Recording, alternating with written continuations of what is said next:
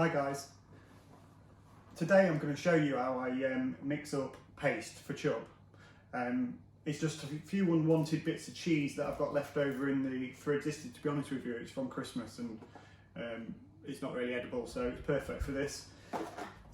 Bear in mind this is a bit of a stinky job, so I have a nice bowl, nice sized bowl close by. It does stink, so make sure you get permission off the boss. Firstly, we just grate all the cheese up.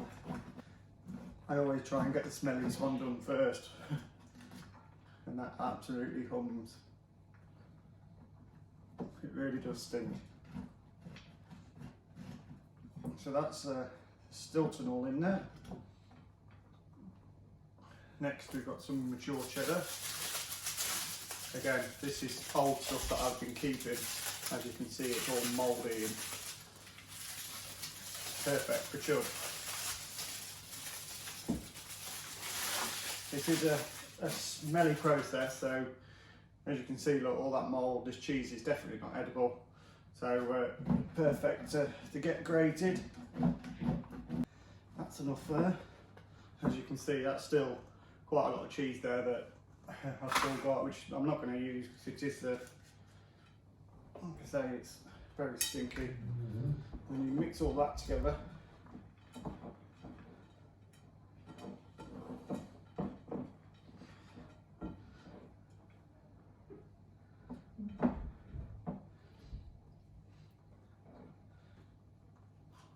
Mix it all together. Now next, what I like to do is I get a creamy sort of cheese. This one's really good. It's like a French soft cheese with garlic in it, so it's just more extra smell. Like I say, just strip it all off. Don't be shy with it. Stick it in there, break it all up, mix it all together. Yeah, it's starting to smell lovely now.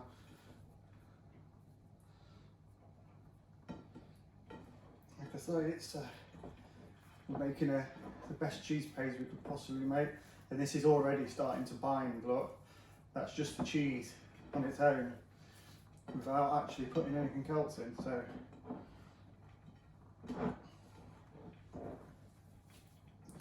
give it a real good, get your hands in there, get dirty. I actually find it quite therapeutic. It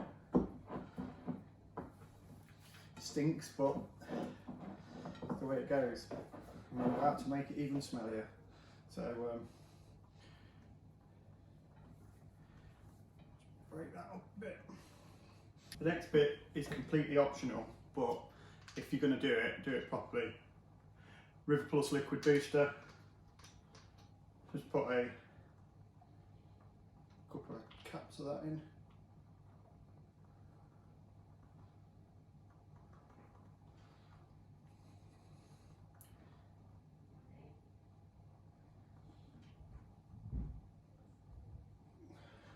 Caps of that in. Blue oyster. I use this in pretty much everything. So the NutriBait's blue oyster is fantastic for soaking floating baits and just adding into your pop-ups, to be honest. So we're not going to go mental with this. Just one cap. Stick it in there. Also, what I like to do for a bit of a spicy kick is the Techni Spice bait soak complex. So I'll stick a bit of that in there as well. Put a good bit of that in there, like the spice does it good. The next bit, this is what you form your paste with. So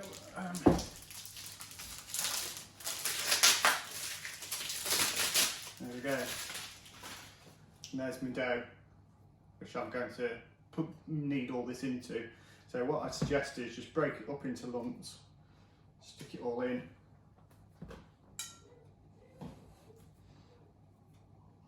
Don't just stick it in there like that because it doesn't knead in properly. Obviously there's quite a lot of lumps and stuff in there.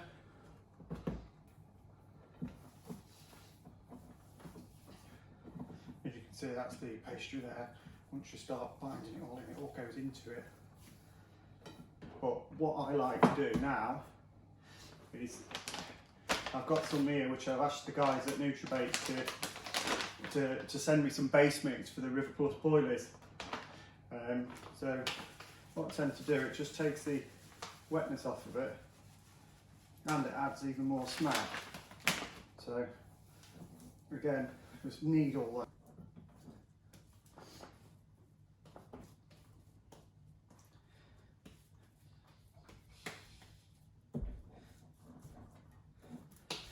There we go. Cheese paste. Stinky cheese paste. All done. It's to stand for a few days to firm up, because if you noticed back through earlier in the video, I actually made it quite a sticky paste. A lot of people like it and make it firm straight away, but I actually prefer to leave it and let it actually firm up naturally on its own. So rather than putting it in the freezer straight away, I tend to take out just the whole lump, leave it in the shed, preferably in a bucket because it does stink, and let it firm up on its own. And now obviously from earlier, obviously it was really sticky before, but now it's firmed up nice and you can take a nice bit off there, and that's a lovely paste now. So it's very versatile. So this is important to not make it too firm, so when you strike, the hook comes out of the paste and actually hooks the fish. If you make it too firm, obviously you struggle with hook holes and stuff like that. But this is absolutely perfect. But for me personally, I like to do something a little bit different with my paste. It's a little trick I learned from my friend Andrew Knotts. He has got a YouTube. I'll put the link below, and you can have a look at some of his stuff on his YouTube. He's got some brilliant, really helpful information, and he's actually a very, very good perch angler. So something for you to look at. Right, anyway, this is the little tip I was going to show you. Do this so it doesn't get too messy, because this cheese paste stinks, and just a word of warning, do not do it when the missus is around. She doesn't like it. Right, so what I tend to use is armoured mesh, and obviously for the people that don't know, armoured mesh doesn't dissolve.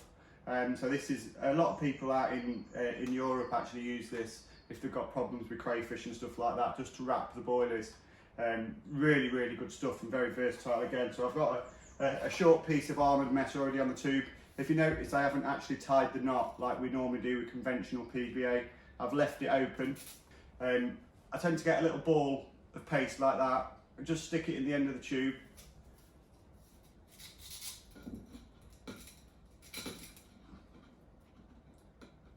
Tie it in a knot, and then get your plunger, and then just ease it out, because you don't want to squash it too much. Ease it out. So there we are. In the end of there is my little ball of cheese paste. So I tend to just try and squash it up a little bit. This is a really good method to do. And then just overhand knot. Tighten your knot down to your paste. And as you can see, that's the perfect little ball. Just trim these ends off, and I'll just trim the ends off. Right. The reason I do this is mainly because if you're fishing small rivers, it's not so bad.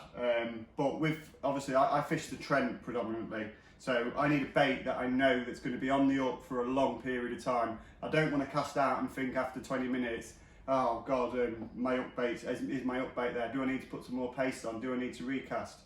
Well, with this method, I don't have to do that, because what I tend to do is I still use a fairly big hook with an air probably the same length as the paste. I put the air through there, and the loop on the end of the air, I loop it over the top of the knot and then pull it tight. I always do tie it so the hook is really tight to the paste, and the hook is fully exposed when you do this as well. So it's obviously, when you've got paste, the hook is always inside, so it's one of them, you can't see the hook. But for me, on the Trent, this is a method that works really well. And to be honest with you, it's not just cheese this you can use this on. Andrew used it for very, very good effectiveness with meat. And I've just flavoured some meat in there ready to go out in the river, and that's just, again, that's armoured mesh stockings in there, all prepared and ready to go.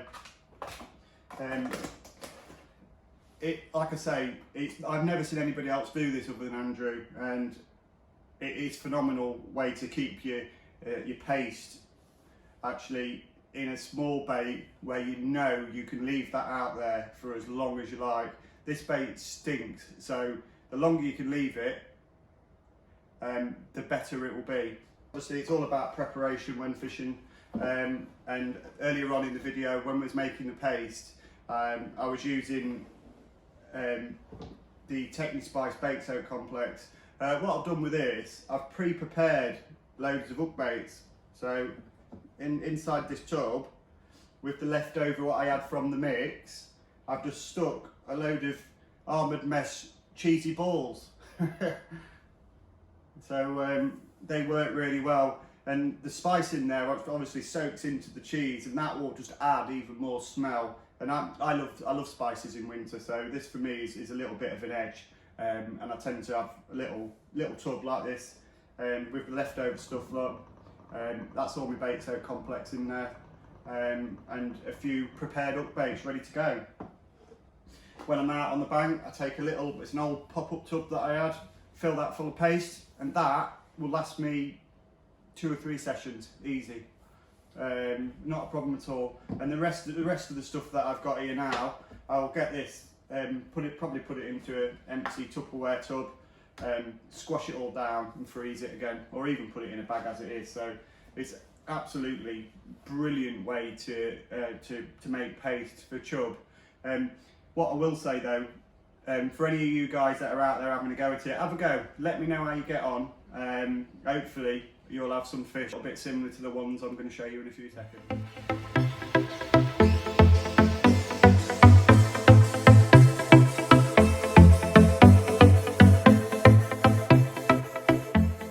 As you can see, I've had some wonderful fish using this method, and it's well worth a go. It's one of them things that everybody has got their own little ways of doing stuff. I'm not saying this is the only way to do stuff. There's hundreds of recipes, and the world's your oyster with the amount of ingredients you want to use. What I will say is just make something, make it your own, be different. Don't copy exactly what I've said, but this is just a guideline to try and help you make cheese paste. It's dead easy to make. It's well worth a go. There's one big tip I will give you though. Once you've done all your cheese paste, make sure that you've tidied up. And one of the really good tip from me would be to a scented candle before the missus back. She'll be back in about half an hour, so it's a case of light the candle, bleach the surfaces, and get rid of the smell.